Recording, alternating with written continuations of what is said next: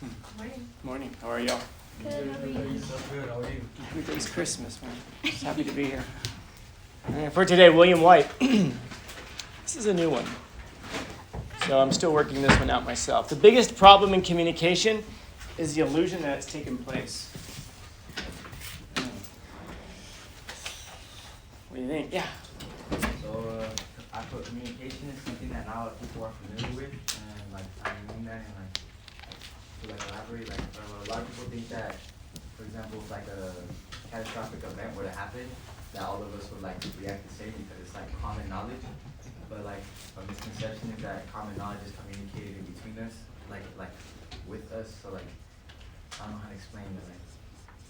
Like if we don't communicate what is common sense to us, some other people might not get it. Okay. What would be an example of something that's common sense? Like let's say we got a bomb threat or something, and instead of like just relaxing and calming down, somebody starts panicking and runs out the door or something. So that's a common reaction for sure. Yeah. Think about these kinds of things that are common sense, though. Like we think of as being that. Looking both ways before you cross the road. So looking both ways before you cross the road. Interestingly enough, have you ever seen a little kid just start to walk in the middle of the street? Mm-hmm. Yeah. Kid lacks common sense, huh? What? Sorry. I know. Why doesn't that kid have common sense? It's pretty obvious, right? You look both ways, even if you're 2 years old. Yeah. And how does he learn the lesson? By parents. By parents what? Communicating. Communicating, yeah. They're telling them. And think about the first way that you communicate with that toddler. What's the first way you communicate with them when they run in the middle of the street? Grab them? Do you try to reason with them? No. Because communication happens differently with a 2-year-old than with a 12-year-old, than with a 20-year-old, than with a 40-year-old. Okay. Good. What else? Yeah. The main thing is that when we are talking and expressing ourselves to others, the biggest problem is them pretending to understand what is being said and counting it as communication. How do you mean that? Like, for example, if I'm like talking with my mom and she's just like nodding her head and pretending to agree, Right. but she's not really understanding what I'm saying, that's the illusion, is that she's understanding what I'm saying. Yeah.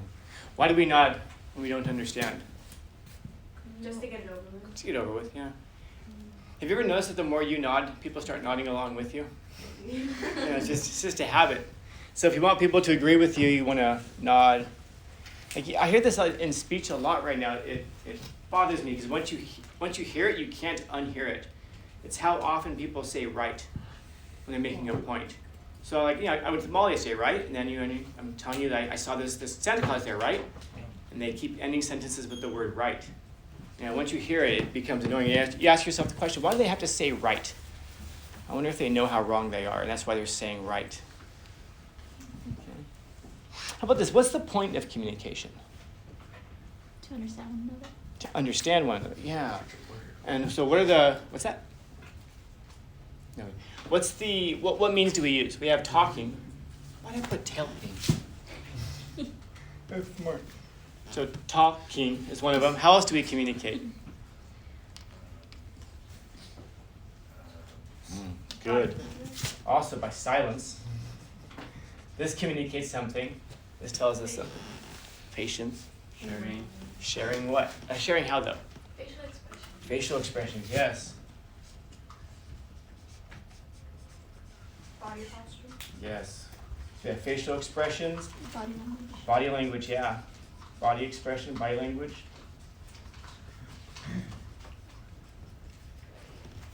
Yeah. So all of these things together have the purpose of conveying what? Yeah, communicating what though? To express how we feel and help other people understand how we feel. So to express feelings. What else?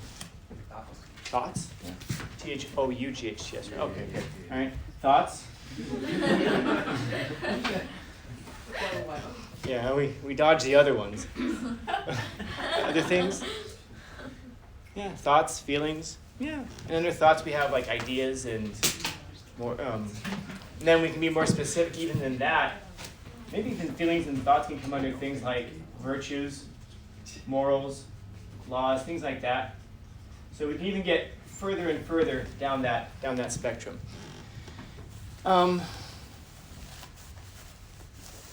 Okay. Other ideas? Yeah. I basically wrote that he's saying that there's so many types of different ways that people can communicate with each other that it's kind of like hard for you to say like, oh, I've communicated with everyone, because it's like everyone has experienced different things. So everyone just communicates the way that they feel and they express themselves and they think in like various different ways. So you cannot fully say that you've experienced communication because there's so many varieties of communication in the world. Like even when it comes to like languages and just like things like that, like I think it just depends on people's like way of communicating themselves. Yeah. So there's a difference between what you communicate and what a person receives, like what they're hearing or how they're processing it. I was gonna say, Right? Yeah. Just nod and say yes. It'll be over soon. Yeah. you think that you're communicating something, somebody else hears something else, so that's the illusion, Yeah. how you think. Yeah. So what would be an example of something like that? I don't know what it's Yeah. Like, you could explain something to somebody multiple times and they still won't get it, but they'll just nod their head. So it just gets it done a number of ways. So what's kind of thing you'd explain to somebody over and over again, and they would just kind of nod their head along with it, but not really hear it? Math. Math could be one. But I've told you, haven't I? Uh-huh. What they did something wrong. Yeah. But they did something wrong. Like what? Like in a relationship, like when you say, oh, how you feel, and they like certain things you want to change, and they don't listen. They keep repeating the same actions. They just nod along, hoping that this conversation will be over soon. Yeah. It's in one ear and out the other.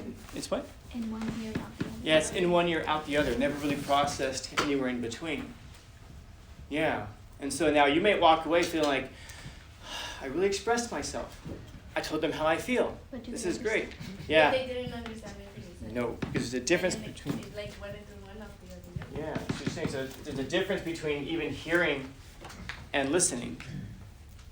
There's a difference between hearing and listening. It's like, think about sometimes there's music. If you ask me for music recommendations, for example, I'm sure some of you have done this before, where somebody asks you, well, you want to play a song for someone, and they'll go, listen to this. And they'll be like, okay, and you'll put the song on, because this is a song that changed your life. Or it's a song that's about you. Even though the person died 30 years ago, the song is still somehow about you. And then you'll put on, and they'll have like the first few seconds, like, oh man, today in math, the teacher was like, I'm telling you, this is a life-changing thing. Oh yeah, it's good, I like it. Oh man, you're listening, but you're not hearing it. Now, there's a difference even between those two things. Yeah, so it goes in one ear, out the other, and it's almost like it's designed to entertain the senses maybe in some way, not to entertain the person, because you're more than your senses, of course. You're also this thinking thing, you're this intellect, you're all of these things.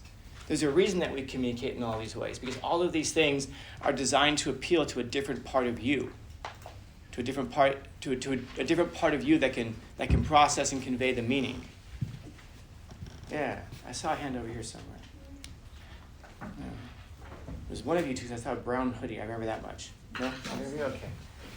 I raised my hand, but then somebody else said it. So. What was it? Oh, it was just a relationship thing where you can talk to someone and try to communicate, but they'll just repeat the same actions. Yeah. Yeah. So, what is that person communicating back? But you didn't hear or listen to them. They don't care. They don't Yeah. And that becomes the hard part. Is it that the person didn't understand? They didn't hear you? Or is it that they don't care? Figuring those two things out, because that's going to be the distinction between maybe a good person and a lousy person. A person who hears it and processes it and tries to do better, versus a person who's just like, I hope this conversation ends soon. Like these talks. So there's absolutely something there about this illusion that you're mentioning. That's why I don't know your name. That it gives us the impression that just because we've talked about it, therefore we've conveyed it. So think about, like, for example, the things that we say. this is actually a funny story. So I have a student who would die if I mention their name, so I won't. But I really, really want to. They were telling me recently that they have a crush on somebody, and that they were talking to them through Messenger. But then, when they see each other at school, they've never talked at school before. And she was saying to me, I stand like what would be like from me to that stool over there. They hang out during lunch that far from each other, and yet they don't talk. Yeah, exactly. And so I was like, why don't you talk to him? Like, that's his job. He's the man. In every other what's that? It's kind of true. It's true-ish. They should be the person to talk to. Okay, hold on to that idea. Hold on to that idea. We're gonna. It's kind of true. Like, I wouldn't go. I'd be like embarrassed to go up to him, especially if he's with his friends. Like, So why wouldn't he be embarrassed? Is it that he shouldn't be embarrassed? Or is it that by overcoming that embarrassment, he's teaching you something about himself? I'm embarrassed. This can go horribly wrong. What if she makes faces at me? He goes forward anyway. That tells you something about his personality, about his character. He's communicating something about himself. This is a person who's got courage. It's not that he's not afraid. Every teenage boy is afraid. I'll leave it at that. I don't want to give away too much information. But do you overcome that fear? Or do you go home and write poems about how you don't take advantage of opportunities in your life? You know? So anyway, I say hold on to that because she's also a feminist in every other area, but not that one area. In that one area, she thinks that he should come up and talk to her. Now, does she believe that because she's traditional?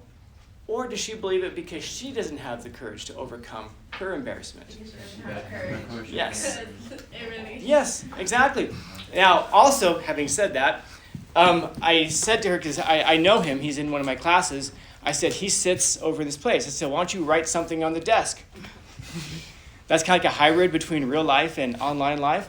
And she's like, oh my God, that would be so creepy, wouldn't it? That'd be so weird. You just like say, hey, so-and-so. You know, you said, and then I said to her, how would you feel if you walked in and found that note? She's like, I would think that was so weird. And her friend was there, and she goes, no, you wouldn't. You'd fall in love with him immediately. And she goes, I would, actually. Yeah, that would be so sweet. That would be incredible. I said, this is part of the problem, that we keep telling people, like, oh, my God, that's weird, right? You don't really think it's weird.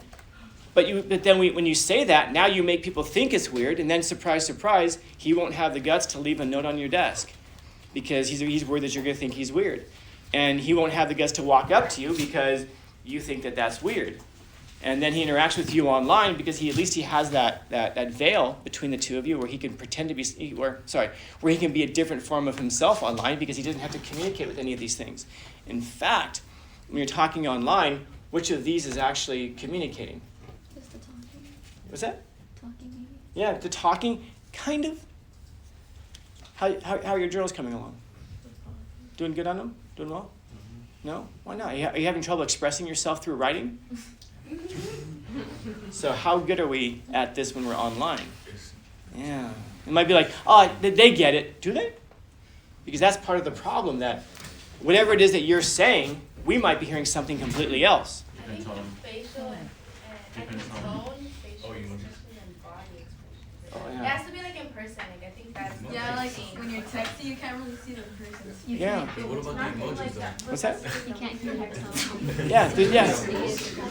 Yeah, there's no tone. In fact, the only tone, tell me if this sounds familiar to you, the only tone that you're going to get, the only tone that you're going to get is your own. How would I read this? Wait, when they say hi, do they mean like hi, or do they mean like hi? Yeah, then you have to go to the council. What do you guys think? Tell her, and then there's only one worse thing than some dude trying to text, and that's him and two of his friends trying to figure out what to text. Here's what you do, man. Trust me, bro. I don't know what to say. Let's go watch an Andrew Tate video to figure out what to say. That'll work.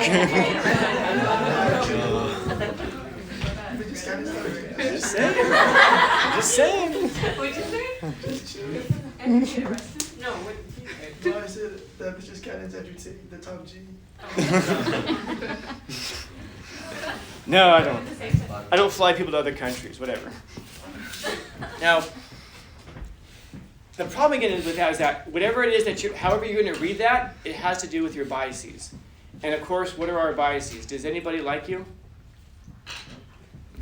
No, because you're too fat and skinny at the same time, right? And you're also too tall and short, and your hair is like too long and too short, and everything that can be wrong with you is wrong with you because you realize that about yourself, right? I'm just a low life piece of shit. Me too. So therefore, yeah, all of us see it that way. So then when the person says hi, they probably just meant like hi, like I'm bothering them. Never mind. In other words, whatever it is that you think about yourself, you're probably importing into that conversation, and that's probably the tone that you're going to receive. Because for some people, it's unbelievable that someone can like you.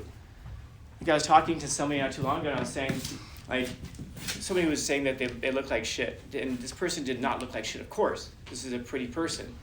And I said to that guy, "Oh, I'm sorry. Do you not get told enough times in the day how beautiful you are? Do you need to be told again?" There's like all these guys sitting around, and I'm like, "Hey, when's the last time anyone told you that you were beautiful?" And the guy's like, "My mom when I was like 6." Exactly. And there's some people who are just like dying to be told something positive about themselves, so that when you hear it all the time, of course, that's just Tuesday for you. And then there's some people who are so starved for that I promise you, when I see this guy, am I going to say anything to him? No. Yes.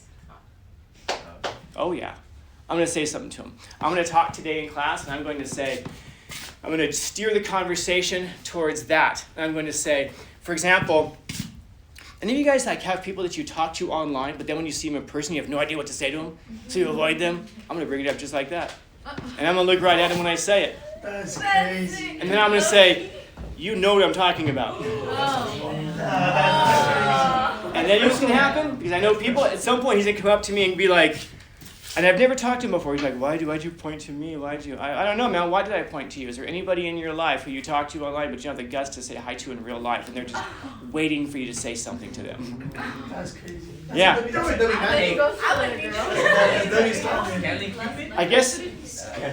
I guess I should move until the council speaks. How many vote and say I should do this? How many say I should not do this? The council has spoken. The council has spoken. I will do this today. You can go watch my video during 5th period today. You'll see me on video point to him because he sits in the front row and go, "You know who I'm talking about. You know I'm talking about. I'm talking about you." Yeah. Now, waiting on the drop. Of course. Because I'm communicating something to you through talking and through my facial expressions and my body language, and it's something that's also relatable to some of you. And so you guys are hearing something and you're hearing it. You're listening and you're hearing what I'm talking about because you've all been there before, many of you. And if you haven't been there before, you will be there at some point. And some of you have been there like 3 times this week. You know? Now, have they actually communicated? Kind of.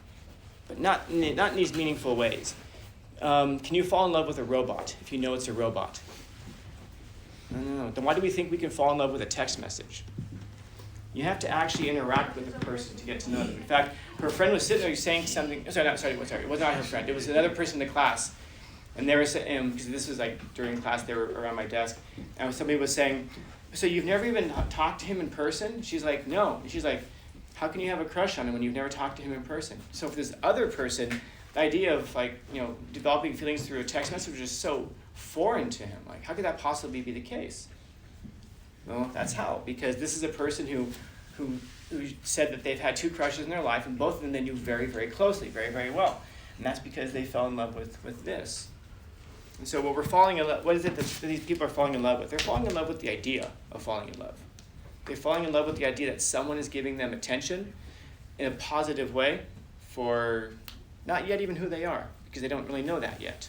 They don't even know that yet. This person was asking me, who I was talking to today, was asking me not to bring up their picture on Infinite Campus. I'm like, why not? And then this person, she was saying, because what if his picture's ugly and I lose feelings?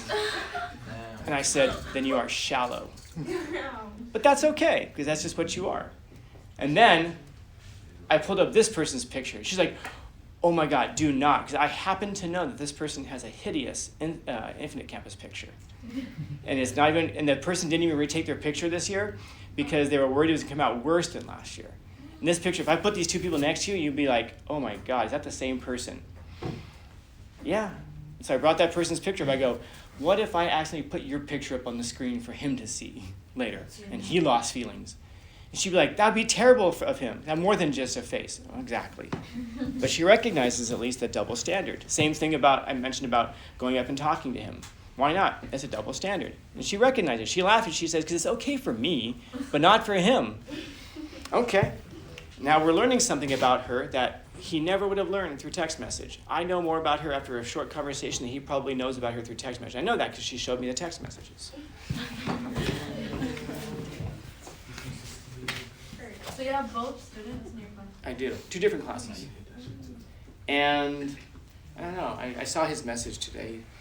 He says he likes my class a lot. He says I'm a very smart guy. So he shows good taste. But he also says I have bad days and can be an asshole. So I'm going to go back and go to the registrar in a minute and change his grade from last semester. He's failing. He's going to retake it. But he's not wrong. So what can I possibly say about that? But I know more from talking with her, I bet, than he probably knows about her, just from that short conversation, because it happens online. That's because it happens face to face. Think about how much of that goes on, you know? A lot of it, man, a lot of it. And yet we're kind of like programmed in a certain sense to talk this way through that medium because it's a safe thing. But how far do you get in life through safety? You know? You can't fly a plane from behind a screen. You can't skydive from behind a screen. You can watch other people do it. You can read about other people falling in love. But you can't do it yourself. You can watch somebody else cook a steak, but you can't eat it. So communication has to happen face to face because this is what we fall in love with: faces, people. And oftentimes, though, we think we've communicated things, we just have not. And a lot of it is because we just don't take the time to follow up on the communication. Do you hear what I'm saying? If you're ever arguing with somebody, what's the problem? The problem is not the person next to you. The problem is the thing that's outside of you guys, and you have to address that problem together. As soon as you start seeing the other person as the problem, that's it. You're done. Because you develop contempt for that person. That person is now the issue. It's me against you because you are the problem. It isn't even necessarily, even if it's that person's behavior, we have to put the behavior aside and address it together if you want to move forward together. Because the only way to move forward together is together. As soon as you divide it, well, then that's pretty much it. Now it's me against you. But there's no difference between that argument and you arguing with your neighbor over, like, I don't know how far a fucking tree goes over on the property line or something stupid like that. When you decide to be with someone, whether they're friends or whether they're intimate partners, no matter what they are, you have to be together with that person in all of your problems and all of your issues. You have to tackle these things together. And one of the ways that you do that is you find out. So what you're upset about is this thing that's happening. Yes. Okay, how can we solve this together? And if there's no we, then there is no we. There is no us. There's only I. And as soon as you start to think that way, then maybe you start thinking about separating from that relationship because this is not a person who you feel connected enough to solve problems in life together. And they don't just have to be romantic problems. Again, it's friendship problems as well and family problems, whatever it is. But communication. You have to communicate. One of the things that you find out when you communicate is that people are humans, just like you. Interesting, right? And so what these two people who I'm talking about are going to discover, because I'm going to bring them together, watch. Even if whatever. Is that they're both going to find out, even if nothing ever happens between the two of them, what they're both going to learn is that you were embarrassed to talk to me, I was embarrassed to talk to you. We both felt this thing. You felt this way, I felt that way. You think this thing, I think this thing. And you find out that people are not so different, man. We all have the same loves and hates and passions as everybody else. And that should help to bring us together. The thing that separates us out is when we think that we're different. I'm embarrassed, but he's probably not. I'm shy, but she's probably not. As soon as you realize you're both going through these things together, so what's the problem that these two people have to tackle? Shyness and embarrassment. They're nervous about doing that. It's okay, because they have a Scanlon in their life. And if the whole thing blows up, and it's terrible, and I ruin it, I'll come back next week and tell you about it. And we will all laugh together. they'll cry. But we will all laugh together about it. And then given a couple of years down the road, they'll all laugh about it as well, probably. But they'll learn something they couldn't have had communicated to them any other way. Because all of these things have to do with sensory experience. You have to experience a person, see a person, hear a person, not just listen to a person, hear them. Take in these whole things. Because the purpose of communication is to convey your feelings and your thoughts. Essentially to transport yourself into somebody else's mind. Yeah, that's the purpose of communication. To transport yourself into somebody else's mind, such that they have the ability to know what you're thinking and to know what you're going to do, because they know you that well. Yeah. Wait, but there's like a problem. Like, what if you like it happens where like you try to communicate with someone, but like they don't want to accept the fact like how you're. I don't know how to explain it. They don't want to hear what you have to say. Yeah, like what if someone just doesn't want to hear what you have to say? Like, So what are they rejecting? like to deal with it, right? What are they rejecting? Well, I just told you. Yeah, exactly. They're rejecting you. They're rejecting you as a person. Listen, I'm telling you this is what I'm thinking and feeling. And if you don't want to hear it, you're rejecting me. No, I'm not. Right there. I just told you what's happening and you're saying, no, I'm not. That's not how I see it. How can you explain it then? Explain it to me. I mean, how often, why do we do this whole language thing, this whole English thing? Because we're communicating. This is the thing. So that we don't find ourselves in life trying to explain something and saying, right? You understand? Yeah. No, because you can be, and that's the thing, is you can be as clear and precise, and some people just aren't going to hear it. This is true. This is true. Imagine if you have this deep philosophical idea, and you go to your 6-year-old niece and try to explain it to her. Does she want to hear your deep philosophical idea? No, she's rejecting you. Why? Because she doesn't know what she doesn't know. And you're going to come across people in life who just don't know what they don't know. And it's not that, but in that, though, they're rejecting you because they're not trying. If a person is trying, fuck it, I'll say it. If they're trying, build the bridge, man. Because you're going to find people in life who just do not want to try because they're so locked up in their own ego that they don't want anything communicated. Because allowing people to be transported into your mind is dangerous. Because now you're responsible for their feelings. If I tell you, I don't know, something stupid. If I tell you that saying "it is what it is" hurts my feelings because it reminds me of some traumatic experience in my life or whatever, and you go, "I hear you, man. It is what it is." Now you're responsible for how you make that person feel because you've accepted the responsibility of bringing them into your mind. That means bringing the whole person, not just the parts you want, not just the parts that you think you could shape and mold into what you want, that are useful to you, but the parts of your mind that are the whole them. The whole them, bless you. So be careful about who you let into your mind because they're going to inhabit it and they're not going to leave, man. That's one thing that we know about ghosts. They always stick around. And they typically wake you up in the middle of the night, don't they? Slamming and banging cabinets and brain cells and ideas in your head. So be careful who you let into your mind. But be kind with those who let you into theirs, and vice versa, of course. And you're going to find those people who are just not going to be able to hear you. Do you think I have any experience with that whatsoever? Teaching what I teach? No, of course. I know that at any given time, I look out across the class and I estimate that there's probably 3 or 4 people at any given time who are listening to a single word I say. That's okay. There's 3 or 4 of us. That's a little tribe. You know? And then those ideas get conveyed, and if it's not for you, it's not for you, man. I can't be offended by that. It's just not for you. You know? I'm like coffee, not for everybody. But then again, so are you. Yeah, coffee's good. And so are you. So are you. So is everybody else that you meet in your life. So, I'm still working it out. Questions, comments, concerns, complaints, criticisms, critiques? All right, I'll keep you updated.